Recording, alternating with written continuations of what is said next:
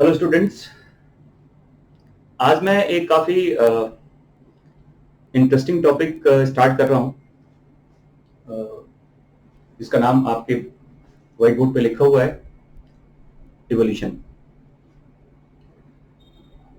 ये काफ़ी अगर देखा जाए तो इसमें काफ़ी कुछ अंडरस्टैंडिंग का पार्ट काफ़ी ज़्यादा है, लैंग्वेज काफ़ी ज़्यादा है ना।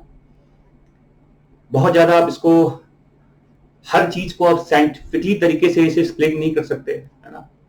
तो लिटरेचर है, फिलोसफी भी है इस चैप्टर में। और बेसिकली अगर देखा जाए तो अगर आपसे कोई पूछे इवोल्यूशन का सबसे बेसिक मीनिंग क्या होता है ना।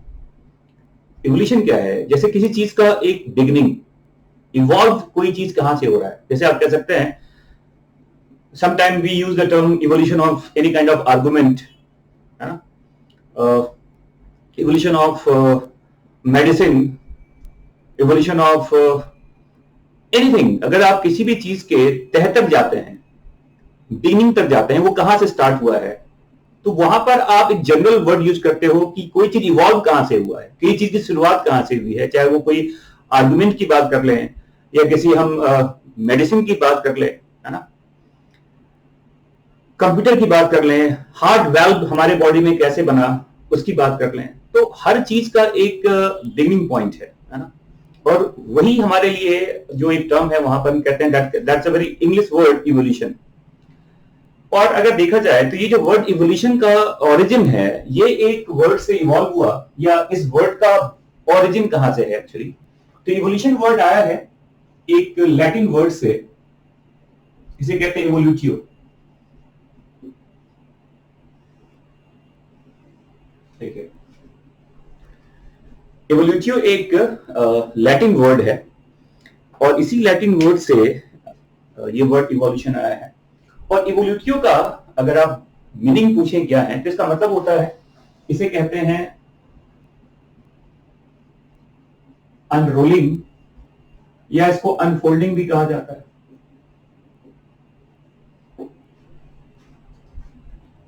है ना। जैसे एक कैटरपिलर जो होता है वो बटरफ्लाई में कन्वर्ट हो जाता है, एक टेडपोल लार्वा जो है वो फ्रॉग बन जाता है।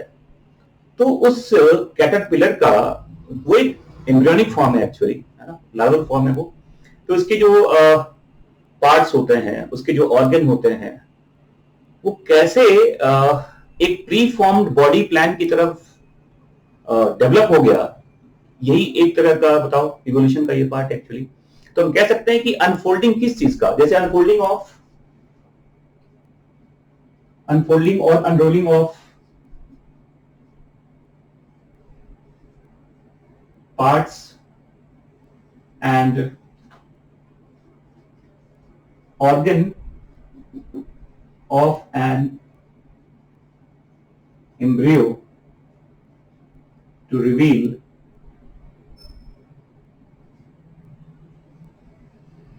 a pre-formed body plan।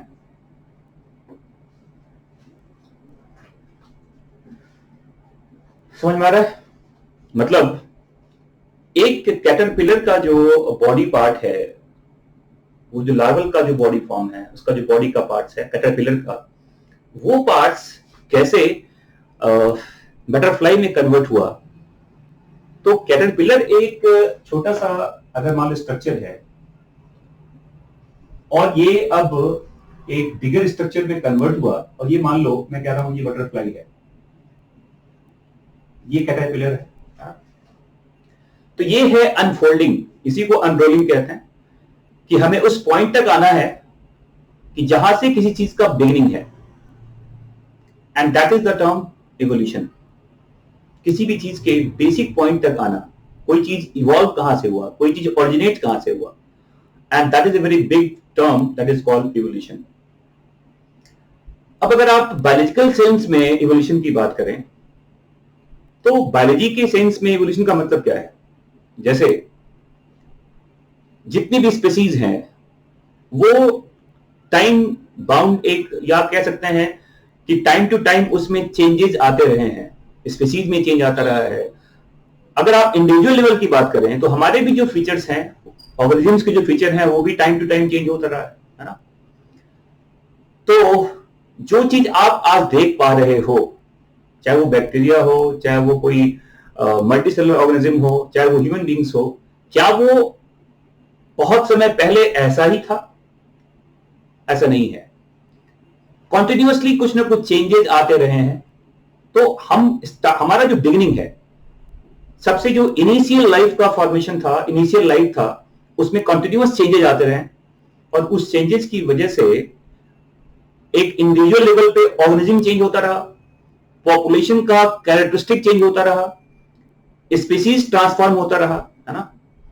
तो बायोलॉजिकल इवोल्यूशन का मतलब क्या होता है? देखो, तो कहने का मतलब ये है कि बायोलॉजी के सेंस में अगर पूछा जाए कि इवोल्यूशन क्या है, तो देखो ये कहता है, अलग अलग डेफिनेशंस हैं। अगर आप पूछें कि बायोलॉजिकल इवोल्यूशन का मतलब क्या है, तो हर्बर्ट स्पेंसर, जिसने काफी सबसे पहले इवोल्यूशन को डिफाइन किया, एंड व्हाट इज दैट, वो ये था, development of more complex organism from its simpler and earlier form.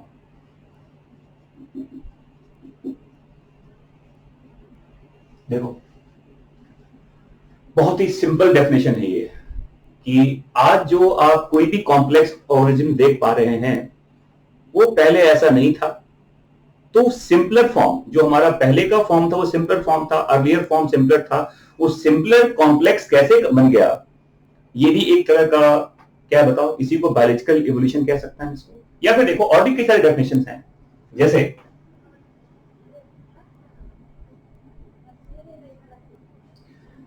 अगर पूछा जाए कि आप जानते हैं डार्विन को इवोल्यूशन के पूरे कॉन्सेप्ट का फादर भी कहा जाता है एक्चुअली। तो डार्विन ने अपने बुक्स में, जब डार्विन ने अपना जो ओरिजिन ऑफ स्पीसीज जब एक्सप्लेन किया था अपने बुक्स में, तो उसने कभी भी एज सच बहुत ज्यादा इवोल्यूशन वर्ड यूज नहीं किया। एक आध जगह छोड़कर बहुत लास्ट में जाकर उसने अपने बुक में इवोल्यूशन वर्ड यूज किया है ना। बट उसके पूरे लिटरेचर से ये पता चलता है कि डार्विन ये कहना चाह रहा था कि इवोल्यूशन क्या है। तो उसने कहा कि evolution is a descent with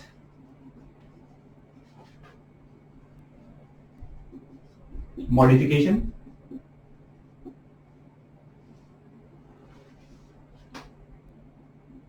over generation after generation। देखिए, descent with modification over generation after generation, मतलब जो एक नया जनरेशन अभी जो, या कह सकते हैं ऐसे कि एक जो नए जनरेशन का एस्टेब्लिशमेंट है, वो क्या पहले के जनरेशन के जैसा ही है? क्या उसमें कुछ चेंजेस नहीं आए? यस, चेंजेस आए हैं, and that is called descent with modification. मतलब नए जनरेशंस में कुछ चेंजेस हैं जो पहले के जनरेशंस में नहीं था, है ना। तो जो एक नया जनरेशन अपीयर हुआ, वो मॉडिफाइड है पहले के जनरेशन से।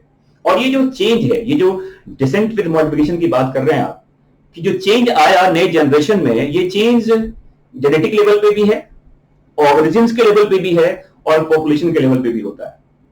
तो अगर आप देखें तो डिसेंट विद मॉडिफिकेशन में आप कई तरह के चेंज को इंक्लूड कर सकते हैं। ये चेंज जेनेटिक लेवल पे भी होगा, ऑर्गेनिजम्स के लेवल पे भी होगा, और पॉपुलेशन के लेवल पे भी होता है। तो डार्विन ने बड़े सिंपल वर्ड्स में समझाया, ऑल्दो डार्विन ने अपने इस पूरे लाइन को ऐसे नहीं बताया कि ये इवोल्यूशन है, क्योंकि डार्विन जिस समय अपना ये थ्योरी एक्सप्लेन कर रहा था, उस समय इवोल्यूशन नाम की चीज को लोग ज्यादा तरजीह नहीं देते थे, है ना। उस समय लोग स्पेशल क्रिएशन की बात मानते थे। वो ऐसा माना जाता था, ऐसा लोग समझते थे कि जो जो चीज आप देख पा रहे हैं, जो भी लिविंग क्रिएचर आपके आसपास है, ये भगवान ने बनाया है, इसमें कोई चेंजेस नहीं आए हैं, जैसा पहले था वैसा आज भी है। तो डार्विन बहुत ज्यादा डरा सहमा रहा अपने पूरे बुक को पब्लिश करने के लिए, और उसने कभी भी ये वर्ड इवोल्यूशन को यूज नहीं किया। बहुत कम जगह ऐसा लिखा बुक में बताया जाता है कि डार्विन ने अपने बुक के बिल्कुल लास्ट में कहीं ये वर्ड यूज किया है उसने, एवोल्यूशन, क्योंकि पता था कि अगर मैं इस वर्ड को बहुत ज्यादा प्रोपेगेट करूंगा तो बहुत ज्यादा इसका एक मतलब विरोध हो सकता है ब्रिटेन में। इसलिए डार्विन ने ये वर्ड यूज नहीं किया था। बट अगर उस पूरे लिटरेचर का अगर मैं आपको समरी बताऊं तो यही है, अकॉर्डिंग टू डार्विन, कि evolution is descent with modification over generation after generation.